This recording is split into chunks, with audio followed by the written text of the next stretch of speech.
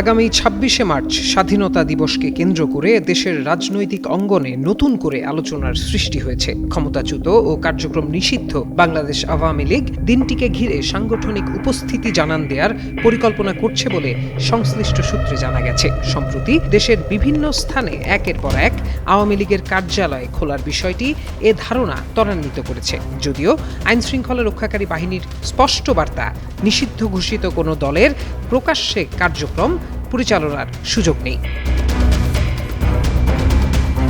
এমন তথ্য দিয়ে দৈনিক আমার দেশ বুধবার একটি প্রতিবেদন প্রকাশ করে। সেখানে বলা হয়, আওয়ামী লীগ স্বাধীনতা দিবসের আবেগ ও জাতীয় চেতনাকে ঢাল হিসেবে ব্যবহার করে ভবিষ্যৎ হোক নিরাপদ, বিনিয়োগ হোক বিশ্বস্ত, আর আমার পছন্দ সল্ট বে। ওয়েলকাম টু সল্ট বে। রাজনীতিতে ফেরার সুদূর প্রসারী পরিকল্পনা হাতে নিয়েছে বলে জানা গেছে। ২৬ মার্চের প্রাক্কালে সাভার জাতীয় স্মৃতিসৌধে ফুল দিয়ে রাজনীতির ময়দানে আনুষ্ঠানিক প্রত্যাবর্তনের ঘোষণা আসতে পারে দলটি থেকে, এমনটাই ধারণা করা হচ্ছে।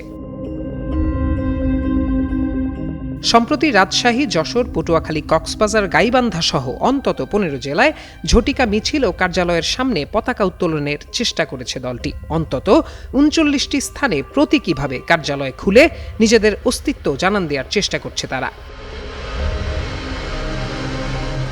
সংশ্লিষ্ট সূত্রে জানা যায়, ভারতে অবস্থানরত সাবেক প্রধানমন্ত্রী শেখ হাসিনা অনলাইন প্ল্যাটফর্মের মাধ্যমে আগামী কয়েকদিনের মধ্যে ২৬ মার্চের কর্মসূচির ঘোষণা দিতে পারেন। পরিকল্পনার অংশ হিসেবে পলাতক মাঝারি ও তৃণমূল পর্যায়ের নেতাদের দেশে ফেরার নির্দেশ দেওয়া হয়েছে। দেশে ফিরে আত্মসমর্পণের মাধ্যমে জেলখানা কেন্দ্রিক একটি মজলুম ইমেজ তৈরি করাই হতে পারে দলটির কৌশল।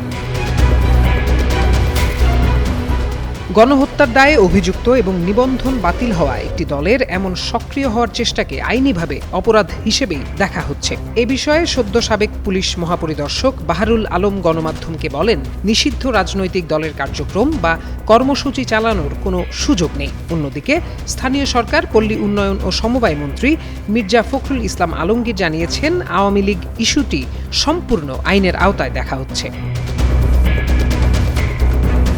এর আগে ২০২৫ সালে আন্তর্জাতিক অপরাধ ও দেশীয় আইনের আওতায় আওয়ামী লীগের কার্যক্রম বন্ধ করে রাখা হয়েছিল এবং আগেই নির্বাচন কমিশন থেকে দলটির নিবন্ধনও বাতিল হয়েছিল। প্রত্যয় দাস, যুগান্তর নিউজ।